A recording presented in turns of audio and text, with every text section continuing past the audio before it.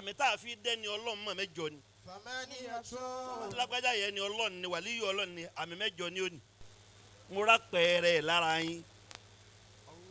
wàláì tàláì kì í ṣe pé yín. tẹ́yìn bá fura sí mi oye èmi ẹ pàtàkì pé yẹn lówó ṣùgbọ́n mo pàtàkì ìjẹ́nìyàn lára ènìyàn. tọ́lá àwọn táwa kéwú lára wọn ìjẹ́nìyàn náà máa ń bàbàrà lára ènìyàn. ènìyàn ni yín púpọ̀. Samaniyatu ashiya. ẹbí mo sọ dorin ọ̀rọ̀ ni ṣùgbọ́n kọ́ lónìí náà. Alamatu arifi. mo ní samaniyatu àṣìyá nǹkan mẹ́jọ. Alamatu arifi. láàfin dẹ́ni ọlọ́mọ ẹ̀yìn àfa gbogbo yín mo kí o ntí òjẹ́ máa dákọ̀ yín ni pé ìṣẹ́jú máa wọ́n fún mi o. Samaniyatu ashiya. ilé ẹni kọ̀ọ̀kan yóò ní da oru lágbára ọlọ́run. Alamatu arifi. nǹkan mẹ́jọ làmì àwọn ẹni ọlọ́run bẹ́ẹ̀ bá lẹ́ni ọlọ́run lòun tó àmọ́ ní nǹkan mẹ́jọ yìí rọ́ lọ́pa. Bihinna ilahul qawli yaqdi binasri. nǹkan mẹ́jọ ibi hinna ilahil qawli yaqdi binasri ọlọ́run àdúrà mo fẹ́ ràn ọ́ lọ́wọ́ tó ní mẹ́jọ yìí ọ̀dẹ ni àánú mi ọlọ́run. Raja'un min al-amani kawfu bi qalbi.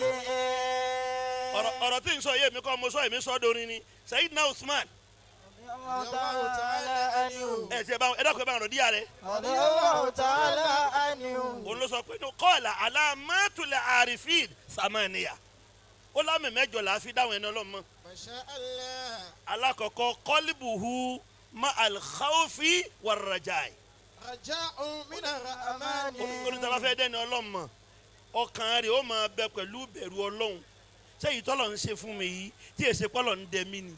La ilaha illallah. bẹ́ẹ̀ ti wà yìí ọkàn yín ò balẹ̀ gbogbo ẹni ọlọ́run tọkàn wọn balẹ̀ oṣù wala ya'manu makrallahi illa al-qawmul khasirun ẹ̀mí yín ò balẹ̀ o mo lọ́n ń wọlé àfa àgbà tí ń jà àfa yín Tajul Adabi Rahimahullahu ta'ala. torí bẹ́ẹ̀ yẹn bá yọ kéwu Tajul Adabi kó nu kéwu rẹ̀ nígbà tá a wà yìí kò sí kéwu fún mọ́ ọlọ́run wọlé àfa yín àgbà tí ń jẹ́ Tajul Adabi tí ń jà àfa tiwa náà gbogbo tí ń jẹ́ bẹ̀rù fún yín ọlọ́run paná gbogbo ẹ̀ kúrò fún yín. Raja'un min al-amani kawfu bi qalbi.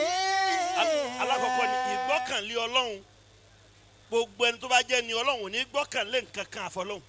Masha Allah. ẹlẹ́ẹ̀kejì ni ìpáyọ̀ ọlọ́run ó di mélòó jàmọ́ ó di méjì. Lisanu bihamdi wa sana'u biqadri. lisanu bihamdi ẹni ọlọ́run lisanu bihamdi anabi afa Sayyidina Usman ó ní walahu wa lisanuhu ma alhamdi wa sanai Masha Allah. àwọn rẹ̀ ó wà tó máa bẹ pẹ̀lú ọpẹ́ àtẹ̀yìn ọlọ́run bẹ́ẹ̀ ti dúró látàárọ̀ yìí ẹ̀sán gbogbo ń tẹ́ ṣe yìí kí lè fi ń ṣe ẹ̀ fi ń dúpẹ́ fọlọ́run Lisanu bihamdi. ẹnìkan wà ní jẹ́ni tí ń dúpẹ́ fọlọ́run kí ni ọlọ́run mọ̀ máa dùn sí. Wa sana'u biqadri. ẹ̀tún wá ń yin ọlọ́run bẹ́ẹ̀ ti lágbára mọ́. Wa aynahu dawma fil aya'i wa fil buka. Sayyidina Usman ó ní wáyé náà ma'al haya'i wal bukai Bukai.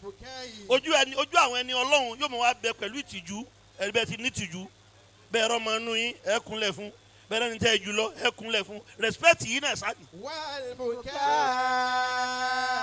ọmọ kan à ń sọ̀rọ̀ nílé kéwọ́njọ́ ni wọ́n ń sọ̀rọ̀ àwọn alájà bàtà náà àwọn ọmọ kéwù mi ni ó wà lọ́lọ́rin ó ní bóun ti wọlé àwọn alájà bàtà pé salamu aleykum bàbá sì jókòó sórí iṣẹ́ àwọn àdìdé ńlẹ̀lẹ̀ náà bá kúnlẹ̀ wọ̀ fún un ló má sáré dọ̀bálẹ̀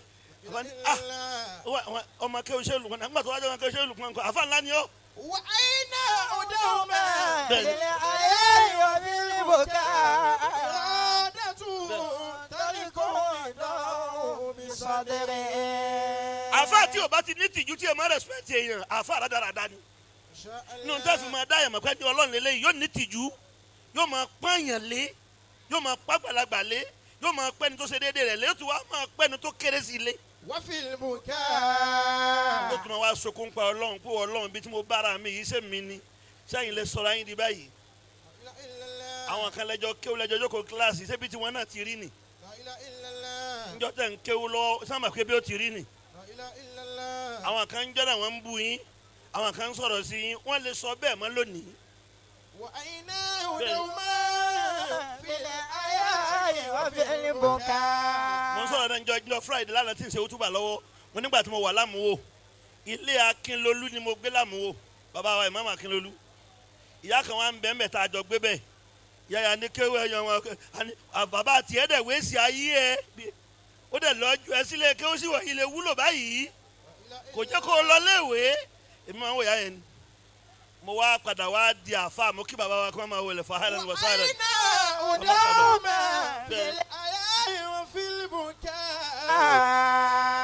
Masha Allah.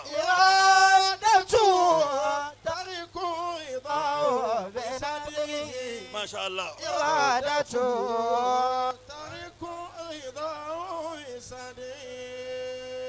Gbogbo wa la ń kí àfa wa kí o yanjú ẹ máa wọlé Ọlọ́run ní fi yín sílẹ̀. Mo ti ṣàdúrà fún yín Ọlọ́run jàre mi yín lò pẹ́.